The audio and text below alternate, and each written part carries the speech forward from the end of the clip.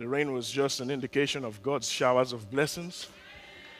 I count it a very great privilege and honor to be standing here.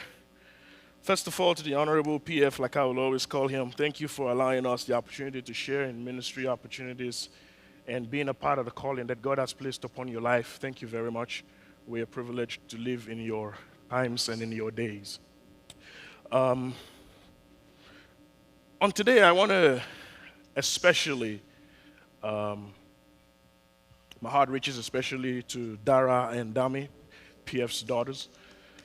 Yes, can we please put our hands together for those girls, those ladies? Thank you all for sharing your parents with us. On behalf of this church, we are sincerely grateful to you. Thank you for allowing us the opportunity to call your parents, to speak to them at times and odd times, and for just allowing us the privilege of being in your life. And thank you for not giving our pastor a tough time in his life. Thank you for being wonderful, amazing ladies.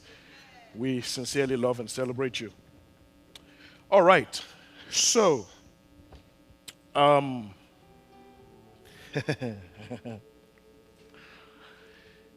we've been privileged in this church to have a wonderful co-lead pastor who has served alongside our lead pastor.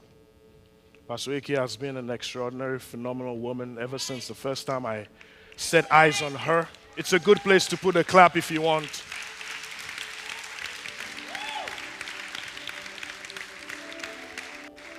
And Pastor Eke, on today, I know it's a couple of days to go, but 50 definitely looks good on you. Do you all agree 50 looks good on Pastor Eke? Can you put a praise on it for Pastor Eke this morning? Pastor Eke, we love you. And, as I was writing the sermon, I remembered that it's 50.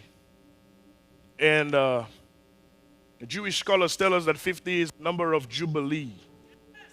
And so the Hebrew people will celebrate Jubilee as a trumpet blast of liberty. So on every 50th year, there's a long blast of the horns that indicates to everybody that your debts have been canceled, that your sins have been wiped out, that whatever has eluded you before, all of a sudden you're walking in freedom. But Pastor Eke, God says I should tell you that Jubilee is not just for you, it's for every member of this church. Because whenever God is doing something, he moves in the neighborhood. So can you help me put a shout on liberty this morning and give God a shout of Jubilee? Come on, New Covenant House, it's Jubilee. Give God a shout of Jubilee.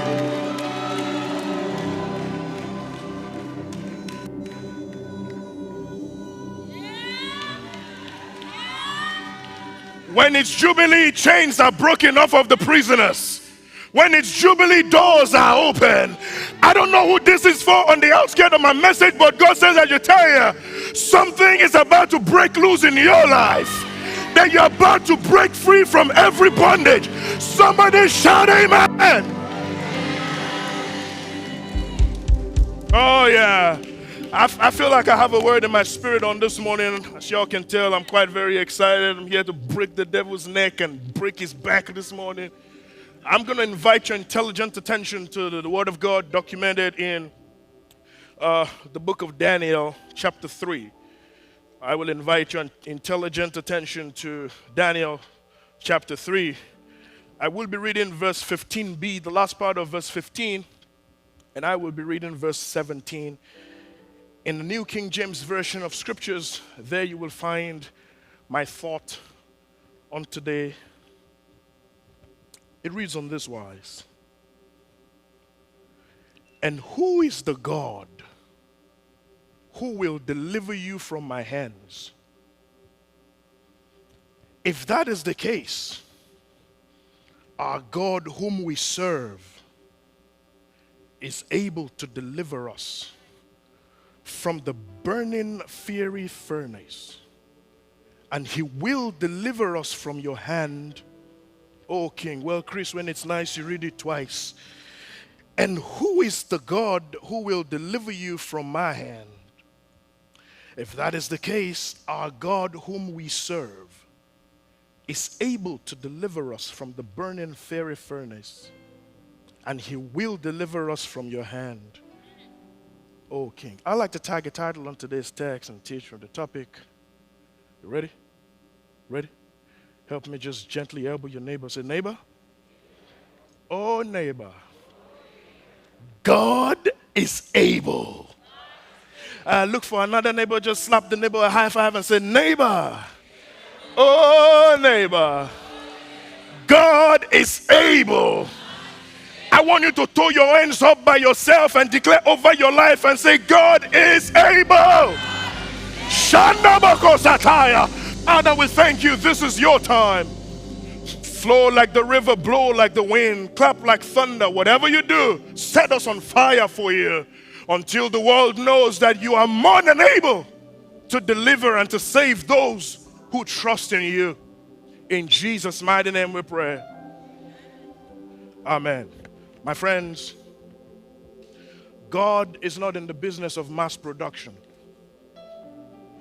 Everyone designed by God was carefully crafted and created as an original. So with God, there are no imitations or duplications. We are all original. You know, when you look at yourself, sometimes you may not look as beautiful as the other person, but let me tell you something, you are original. And you must understand, my friends, that whereas God made us as an original, God never intended for any one of us to have that feeling of self-sufficiency or a feeling of the fact that we are all sufficient by ourselves. So the way God ordained it is that we never get to feel that because we are original, we are El Shaddai. Because only one El Shaddai can exist. And he is the God of heaven and the earth. My friends, you must realize that when God created each and every one of us, he specifically, there are certain things about God that he hard-coded, hardwired in the fabric of our existence, which makes it so that you and I can represent God in a unique way. What that means, Pastor Somi, is that there are certain things about God that you would not know unless you study my life. I'm not trying to be proud, but what this means is that there are certain things about God that I would not know unless I get to see you walk in your full potentials. And that is why you must maximize your potentials, because there is locked up on the inside of you a divine deposit that the world needs to see. And so, my friends, we understand that God never created anyone to be better than. God created us to be different from. I say that one more time. God never created anybody to be better than. God created us to be different from. Let me explain that. What that means is when God made us, he made it so that there's something unique about you that gives him all the glory. And so at the end of the day, our lives is a reflection and meant to give God glory. So what we realize, my friends, is as we begin to journey through scriptures, we see God express himself through several individuals. We see God working in the life of many people. And what God does is that he helps us to come to a place, thank you, Lord, where we realize that there is no such thing as inferiority or superiority in God's agenda. So God does it so that I don't feel superior to you and you don't feel inferior to me. We are all equally valuable. Somebody shout, I am valuable. And you know, my friends, in the digital world, there's something they say this is the age of digital interdependence. Because you see, my friends, in God's agenda, we are living in days of interdependence. Over time, we've celebrated a lot about independence, but I perceive that we're living in times where God is calling us back to the place of interdependence, where we can celebrate our uniquenesses and we can partner together to get much done. Because like they say, together, everyone achieves more. This is found in scriptures because the Bible will tell us, behold, how good and pleasant it is for brethren to dwell together in unity. Remember, at the end of the service, we will always say from 2 Corinthians chapter 13 and verse 14, and the grace of our Lord Jesus Christ, the love of God, and the fellowship. So if you notice, you will see that there is a collaboration that takes place there between God the Father, God the Son, and God the Spirit. There is an interdependence that takes place. And so, my friends, God has created it so for us to live in interdependence. so that we do not begin to function with a superiority mindset that inhibits collaboration and produces a lot of arrogance. And my friends, may I just say, we're living in times where we're seeing a whole lot of arrogant people. People are getting increasingly arrogant by the days. Even people that have no basis for being arrogant, everybody is. Sometimes you greet people just to respond with a simple hello, and then they start giving you their nose and all those kind of stuff. And I'm wondering, what is this one even priding himself in, or something like that? Sorry, I just had to let that out of my chest. We're living in times where people are aggrandizing themselves, having a self-bloated image, and all of those things do is that it prevents us from being able to interrelate and function in the interdependence that God has created for us. And so we see people who are languishing with a lot of gifts and talents and potentials, but there's no collaboration taking place to be able to bring out of them what's on the inside. But the devil is a liar. God sent me by here this morning to tell you that there's something locked up on the inside of you that the world is getting ready to see. I feel it already. And so my friends, we must realize that this is one of the tools of the enemy. I'm going to try to blaze through this real quick. It's a lot to say. So, when I begin to look through scriptures, I begin to have to go back to Genesis. You realize that when God created everything, Adam and Eve and the serpent and all of that, in chapter 3 of the book of Genesis, if you want to help me, Avi, in chapter 3, I think around about verse 5, the Bible says, "For God knows that when you eat from it, your eyes will be opened, and you will be like God, knowing good and evil." Now, background, this is the serpent, the devil, speaking to Eve, perhaps, and Adam, but Eve specifically. And the devil is saying, look at his choice of words. He's saying, when you eat it, your eyes will be open, which means that the devil was painting a picture to Eve that she was inferior. Because if your eyes will be open, it means that your eyes are currently closed. So Eve is looking at herself from a disadvantaged position of inferiority, whereas God never created her to be inferior. And she's saying to them, you will know good and evil. Question: anybody who is able to name all the animals and everything God created, I don't know that I can say that that person is lacking of knowledge. But you see, when we begin to look for ways where we can feel superior or something that makes us aggrandize ourselves, we end up looking for things that were not lost in the first place. Because Eve was never bankrupt of knowledge. Eve was never in a place where she was lacking of knowledge. Matter of fact, knowledge is attributed to the fallen man. God did not create Adam and Eve to function by knowledge. God created them to function by instinct.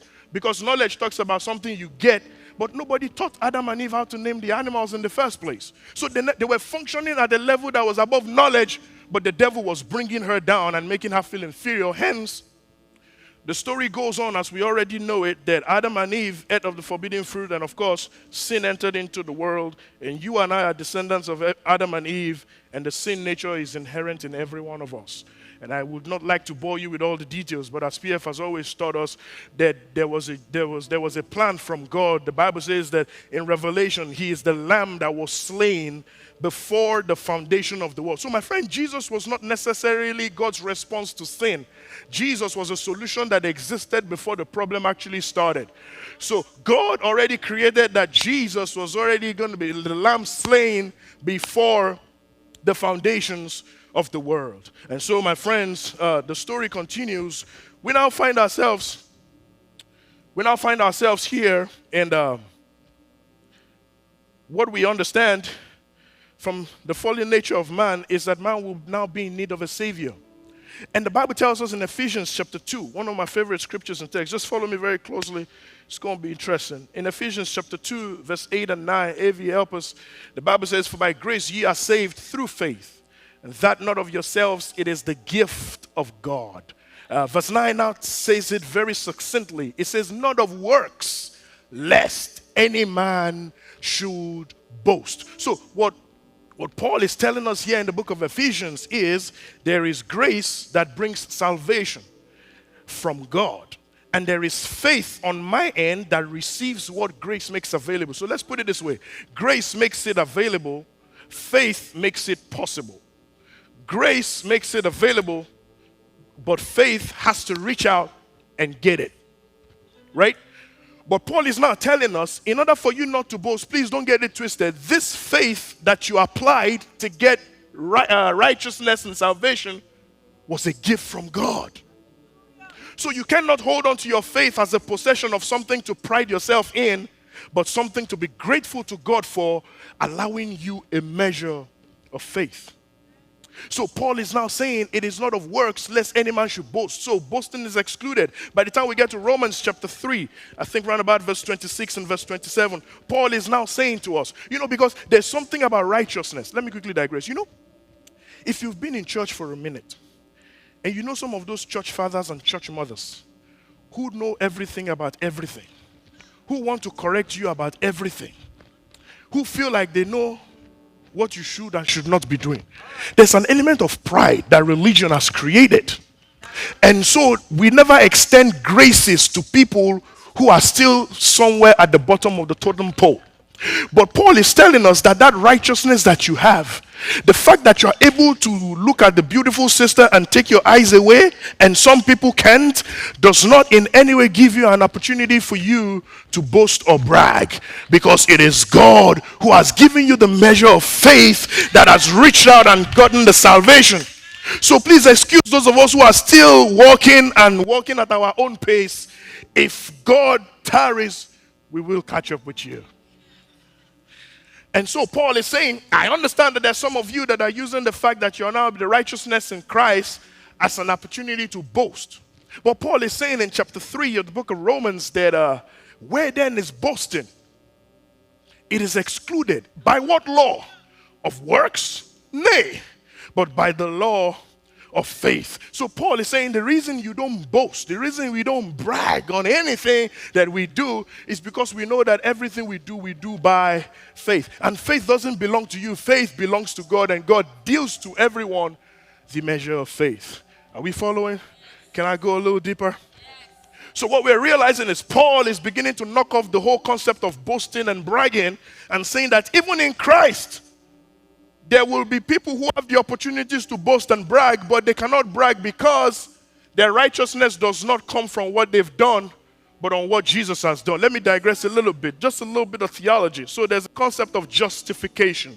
Justification is a legal term in which God, as the righteous judge, takes away the penalty of sin, and then he looks on someone who is a sinner and declares them righteous, not because of what they've done, but because of Jesus fulfilling the law and fulfilling all the requirements. So you and I have been made justified by God, not because of anything we did or will ever do, but because Jesus was the perfect sacrifice that checked all the boxes. And like Pierre would tell us, when God looks from heaven and he sees you in Christ, he does not see you or your bald head. He sees Jesus. So when God looks at me when I'm in Christ, all he sees is Jesus. And so the story continues, my friends. So now we're here, and Paul is telling us boasting is taken away because of the law of faith. But my friends, one of the things that I've also realized when it comes to this is two of the disciples that worked closely with Jesus, James and Peter, told us something, and both of them repeated the same thing, which means it's important. If two guys who followed Jesus repeated the same thing verbatim, then I need to pay attention. It's in James chapter 4 and verse 6. It's in 1 Peter chapter 5 and verse 5. It says, God resists the proud, but he gives grace to the humble. I say that again. God resists the proud, but he gives grace to the humble. And my friends, nothing creates more pride than power. Check it in your own life. Don't, check yourselves. When you get a little bit of power, what do? For every one of us, my friends, when we get a little bit of power, you know what we do? We first of all go, and then all of a sudden,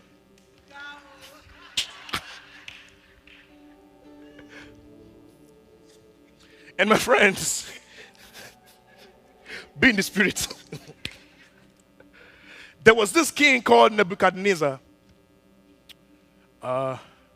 Nebuchadnezzar was an interesting person in scriptures.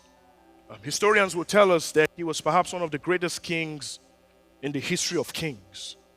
They tell us that he was so strong and powerful, perhaps the greatest military personnel in the olden Neo-Babylonian era. His reign was strong and powerful. His influence spread literally across the world, all the way to Egypt and Africa, and all the way to Iran and Asia. He was strong and he was powerful. He was one who regarded himself as all that and much more. He had conquered territories. And in those days, whenever he would conquer a territory, what would happen is that they would receive tributes, either by way of resources or by way of people. And so it was common for them to take people as ransom whenever they conquer a place. And so now I'm in Daniel chapter 1. In the book of Daniel chapter 1, the Bible tells us that it was in the reign of King Joachim, the king of Judah, that Nebuchadnezzar besieged the land of Judah. And verse 2 surprised me, Pastor Dame. He says, and God gave them over. You must understand this. This bothers me, Pastor Dame, because the Bible tells us in Psalm 76, it says, in Judah is God known. So Judah is the place where God is known. PF was teaching us here the other day that when King Hezekiah was going to battle, he asked Judah to lead the charge. So this is descendants of Judah who conquered even without fighting. And then now, the Bible says God delivered them over to their enemies. Worried me a little bit. But you see, my friends, I found out that the reason that happened was because they forgot God. And they started chasing other pagan gods.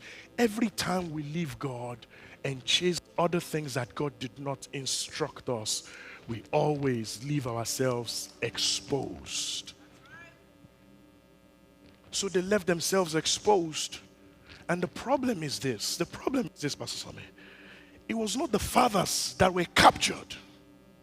And I perceived that those young boys had no idea about the idolatry that was going on. They followed their parents. But when Nebuchadnezzar was taking captives, he didn't go for the parents, he went for the children.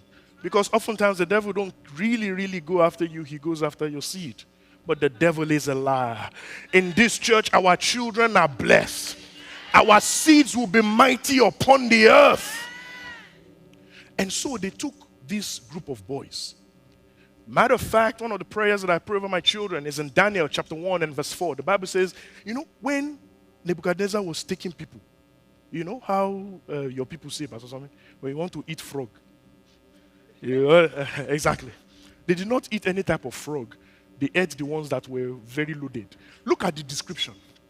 Children in whom was no blemish, well-favored, skillful in all wisdom, cunning in knowledge, understanding science, such as had the ability in them to stand in the king's palace. Nebuchadnezzar was not just going for the riffraffs. He was going for the future and the hope. He was taking away their future from them. And this is Judah, in which God is known. And so Nebuchadnezzar has this power. And he has captured these 3 Hebrew boys. Picture this, picture this. You are the Hebrew boy. You are not part of your father's idolatry and paganism. But now you are held captive for perhaps what you had no idea. And such was the case with these boys. But the Bible tells us, I learned a very important lesson in life and leadership from Daniel chapter 1. See, every now and again, God will give you access to the corridors of power. And when you are in the corridors of power, you have to understand the language of power. And you have to have the ability to negotiate. So these boys were going to have a name change. They were going to have a diet change. And they were going to have a faith change. Meaning they were going to have to serve the pagan gods. They were going to eat the pagan food. And they were going to get their names changed. But listen, the boys did not negotiate along the names. They didn't really care for the names. You can change my name all you want. But the boys refused and negotiated that their food does not change and they don't lose their faith. And I remember when Paul says in Timothy, says, I have fought the good fight. I have finished my course and I kept the faith. My friends, I don't care what happens to you in your life. Please keep the faith. Help me elbow your neighbor, say, keep the faith. Let tempest rage, let billows toss high. Keep the faith. One more time, tell your neighbor, keep the faith. These three Hebrew boys refused to give up their faith. By the time we get to Daniel chapter 2, the king has a dream. Picture this. Picture this. Let me quickly also digress and tell you. So there are different kinds of kings and rulers, right? There are the monarchs. Let's look at the monarchs. Within the monarchs, there are the regular monarchs and there are the despotic monarchs. Let me break it down. So the regular monarchs are those who rule where there's somebody with absolute power. And that person governs within the remit or the constructs of established laws. So he's a monarch, he has absolute power, but he is guided and bounded by laws. But with a despotic monarch, he is guided by his will and caprice. So if he wakes up feeling good today, he can throw you a party. If he wakes up feeling sad tomorrow, he can cut off your head. That was the kind of power that Nebuchadnezzar had, which made him every now and again to go lo, lo, lo, lo, lo, lo, lo, lo. And then all of a sudden, that was the kind of case with King Nebuchadnezzar. And these boys refused to change their food. They refused to change their faith. They kept their faith. In chapter 2, this guy has a dream. This guy is telling them that I'm not going to tell you the dream. Keep in mind, you are the one that had the dream. First off, I didn't sleep with you or sleep your sleep. You slept your sleep. I slept my sleep. How am I supposed to be able to tell your dream when I did not sleep your sleep? And this blessed man, for want of better words, says to them, I need you guys to be able to tell me my dream and give me the interpretation. Problem.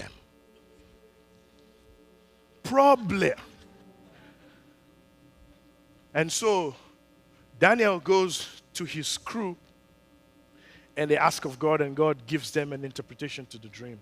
By the time we get to Daniel chapter 3, my friends, we're finding that these three Hebrew boys have been promoted and they're now living in, they're staying at the king's palace.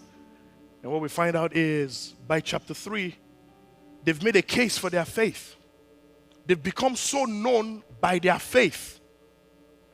Those boys were not covert believers anymore. Let me quickly pause. Let me digress. How many of you here are just covert believers? Can we go to your friends or your colleagues and they will know that you are really a Christian? Never mind that your name is Christian. But do people know what you stand for? I'm not talking about your political affiliations, because we must vote one party.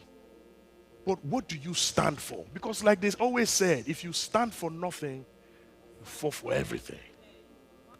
Do people know your faith? Do people know what faith you belong to? Do people know you? Do people know that you have faith in God? Or do you just believe God when it comes to church on Sunday? These boys were not covert in their faith. They were not rude. They were not nasty. They were not pitiful. They were not sluggish. They were not slothful. But they were people of faith. They kept their faith. Now, keep in mind, let me digress, PF. These people, it is possible or safe to say that the faith they believed has failed them because their fathers put them in this position. And because they are Hebrews, they must have heard that their God is a deliverer. So if daddy told me that God is a deliverer, why did he not deliver me? Why am I here? But the boys kept the faith regardless. So whereas I perceive that the fathers may have done something wrong, I feel like they also did something right. They had instilled in their children that regardless of what I do, there is a way to live. That even when daddy does wrong, you can continue in this line and you can be sure that the God of heaven will be faithful to you. So parents, please make sure we don't point our children to ourselves, we point them to God. Because me, I'm fallible. But God is infallible. Me, I can die. Even though I'm not planning to die. But God will always be faithful to them. By the time we get to Daniel in chapter 3, By the time we get around about verse 17, the boys are faced with this despotic monarch. And you know, God, when God is moving, God will always allow people have some kind of amnesia. Because just in the chapter before, this guy did not tell the dream, and the boys were able to tell him the dream and the interpretation. But he suddenly just developed amnesia and forgot that these people have some kind of backing that is not normal. So he begins to challenge them on the account of their faith. And this boy said, listen, we'll take everything, but we will not bow to your image. We will do everything you want us to do, but this one, we are not careful to answer you, O king. The God that we serve is able. And I just came to declare to about a few people this morning that God is able. See, I don't know what you're dealing with in life right now, but God sent me by here to just tell you that He's able. See, when I was growing up, the choir would sing a song, He is able, abundantly able to deliver and to save. See, I don't know if you're sick in your body, God is able to heal you. Those boys said, God is able. Pastor Swami, understand this. There was no precedence, Uncle D. There was no precedence in the Bible, at least that I saw. Angelico, is there any precedence in the Bible that people went into the fire before this experience? I've not seen. So when the boys were telling the king that God is able, they were not telling him based on historical data. They were not speaking based on something that could be validated or verified. See, the problem with a lot of us sometimes is that we want to trust God based on what we can validate or verify. God is not SOX compliance.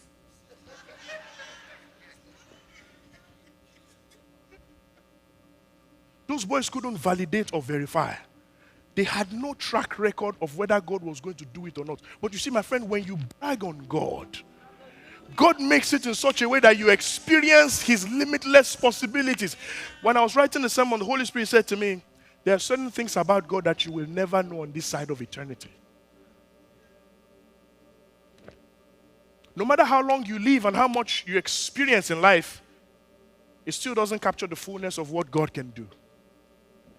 And so, my friends, we're here. This boy said, well, our God is able, and they're going to go into the fire. And it's a problem for me because I'm thinking, at what point does believing God and trusting God end me in the fire? Because we've been told that our God is a good God, and He is. But you see, God is not always interested in just the result. God is also interested in the route. And sometimes the route may take you through places you don't want to go. But at the end of the day, He brings you out and it takes you into a place where He can plant your feet solidly. So that when somebody tells you that there is no God, you can slap them upside their head and tell them, I've seen God for myself. There was no track record, but they believed and they went in the fire. See, this whole fire thing begins to now bother me. So I'm researching this whole fire business. And I realized that whereas there was no precedence of people going in the fire and coming out of fire, I found a story in the book of Exodus that Moses was talking to God at a burning bush. The Bible says the bush was burning, but the trees were not consumed. I say that again. Moses was with God. The bush was burning. The leaves were not consumed. And theologians will tell us that that is a theophany, which is God expressing Himself in a form that can be related to by human beings. So God reveals Himself through a burning bush to Moses, and God says, for the first time in scriptures, that was the first place we heard that God is holy. And God says to Moses, take off your shoes from this place. Moses takes off his shoes. God marks the place as holy. But next, that was the first time God took the children of Israel and acknowledged them as His own. So it was in fire that God announced Himself as holy, and it was in fire that God announced that the Israelites were His own people. But that's not all, Chris. I got one more. I found Elijah on Mount Carmel. And the Bible says there was a showdown. If y'all been in church, y'all remember the story. The God who answers by fire let him be God. And I found out that Elijah's God answered by fire. My friends, in those two situations or scenarios, God answered by. But when it came to the 3 Hebrew boys, God did not answer by fire. God answered in. See, my friends, what had happened, if you do the math, before the fire, there were 3 boys. In the fire, Nebuchadnezzar comes back and says, it seems like I see 4 men. I'll try to unpack that. When they got out of the fire, there were 3 again. So somewhere in between the entry and the exit, something happened. And God sent me to tell you that it's in the fire of life that God meets with you. That the reason we brag and boast is not when everything is good, but we boast even in the fire, because our God is a very present help in the times of trouble. We don't brag on the power we have, we brag on the one who is able. Paul says, I know in whom I've believed, I'm persuaded he's able to keep what I commit into his hands. Pastor Wiki, Nebi looks from his door, sees 4 men, and he was careful to tell us. He was careful. Before now, let me rewind. When they were putting those boys in the fire, the Bible says they were dressed prestigiously. If you give us I think it's in verse 22 of Daniel chapter 3, they were dressed in their robe. They wanted to humiliate them. They were dressed in their robes, but they were bound. How can you bind somebody who is dressed? You can imagine me with my bespoke suit and my shirt, and you bind me. Are you stupid? Those guys were bound. Because you see, my friends, the devil don't care how you look outside if he can mess you up on the inside. Outside they were looking appealing, but inside they were appalling. And the devil got them bound and threw them in fire. But when that guy, Nebi, when he looked, he said the 4 men were loose and walking in the fire. See, when they bound them and threw them in the fire, when they landed, they did not land softly on a sofa floor. But so far, so good. God sent help their way so that by the time Nebi looked, they were walking in what was meant to destroy them. See, let me begin to hurry to a close. This text, I love it. So the Bible tells us that when they were trying to put them in the fire, because the king was so irate, he told them to hit the fire 7 times. Oh my God. They heated it up 7 times. And the Bible says that those that were going to put them in the fire were consumed. And that bothered me a little bit. Because what that tells me is those guys that heated up the fire, they had some experience and expertise. The Bible says that they were the soldiers. So they were trained. They knew the intensity of the fire and what to do to protect themselves. But their protection failed them. So what that meant was that it was set up for the 3 Hebrew boys to melt. But God says I should declare to you, whatever the enemy meant for your harm, whatever the enemy intended for your good, God says I should tell you that he's turning it around. God says I should tell you that he's about to frustrate the counsel of the enemy. When those guys got there, at the end of the day, this is one I like. Let me see this one. So there is also this concept that I like a lot. There's a concept of exegesis and eisegesis. Yeah, just a little Bible class. Eisegesis is when we interpret the Bible or scriptures through our own understanding. So we read into the text what we think. While exegesis is where we read the Bible to understand what did God say. Simple. Pastor Somi, the Bible did not say that those boys saw the 4th man in the fire. It was only Nebuchadnezzar who saw the 4th man. So which means that while they were there, it felt like nothing was happening. But there was a presence with them that they could not see. So just because you don't see or you can't feel, it's not indicative of the fact that God has left you. Don't you understand that you are heaven's choicest possessions? You may not see. That's why we don't walk by sight. We walk by faith. As I hurry to a close, so Nebi sees them walking, sees them flexing. Those boys were, I'm sure that, they must have been enjoying themselves. They must have been, doing the dance like you were doing. And the Bible says, but they stayed in the fire. The fire was conducive, but they were still in the fire. But God's intent was not for them to remain in the fire, even though they were free. So sometimes it's possible for you to be free, but not really free. And God sent me here this morning to quickly take a page from this story, that when you brag on the ability of your God, He doesn't keep you in the fire. And the Bible says that Nebi now tells them, the Bible says, you see, that guy had some sense. You see what he did? He went close to the fire. He went at least proximal distance because he knew what he had done. And then he called them out. And the Bible says they walked out by themselves. They were bound and thrown in. But when God executed their deliverance, they walked out by themselves. And God says, I should declare to about 100 people, you are walking out of obscurity. That you are walking out of whatever the devil threw you into. That whatever the devil did against you, you will get up and you will get out. Because God is able. Help me slap 3 people. Tell them God is able.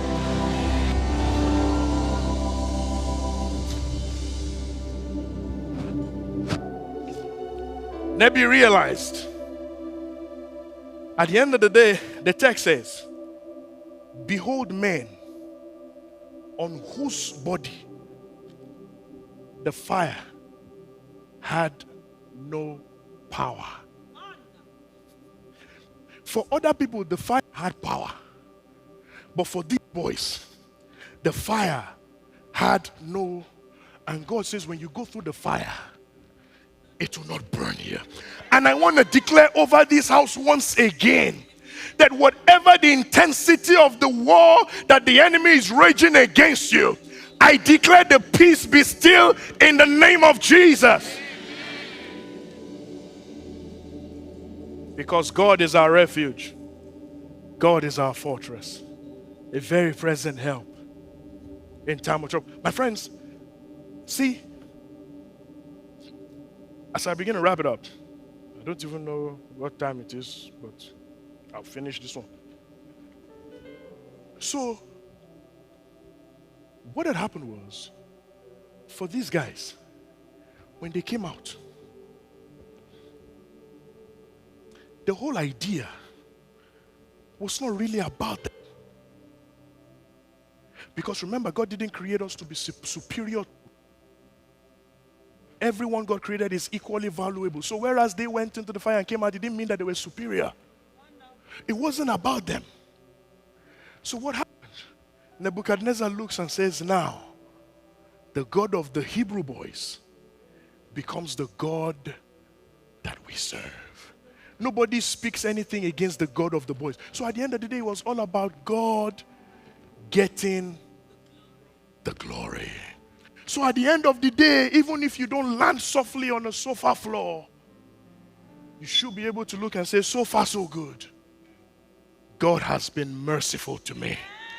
And at the end of the day, can get the glory out of my life. Because PF, I perceive that God is bringing us into a season of massive revival, where Jesus is going to be glorified like never before. But it begins by folks who can say, my God is able. That even if I have to make it through the fire, my God is able. Somebody declare, God is able. Christ alone, the cornerstone, weak made strong in the Savior's love. Through the storm, He is God and Lord of all. My hope is built on nothing else but Jesus' blood and righteousness. I dare not trust the sweetest frame, but wholly lean on Jesus' name. And the church mothers will sing, on Christ the solid rock I stand. All other grounds is sinking sand. And the songwriter will say, your promise still stands. Great is your faithfulness. I'm still in your hands, and this is my confidence, that God is able to do just what He said He will.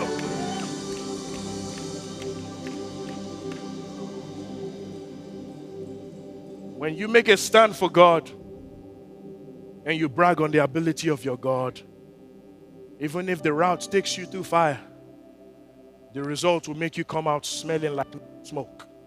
You'll be smelling like Louis Vuitton imagination. Yeah, that's it. And my friends, at the end of the day, this is the story. This is the story that our God is able. We brag on our God.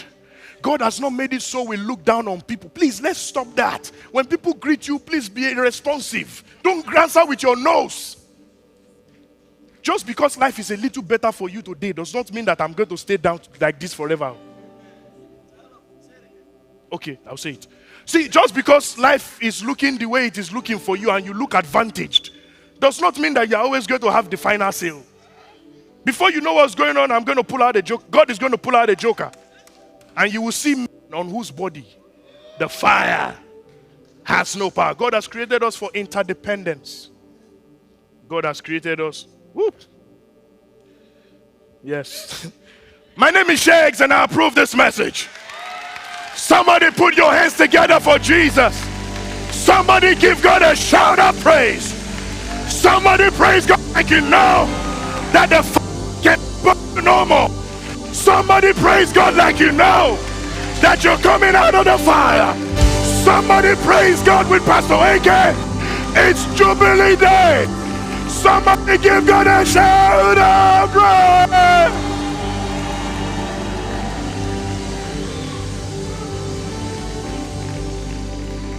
Every head bowed and every eye closed. At the end of the day, the greatest thing that can happen to anyone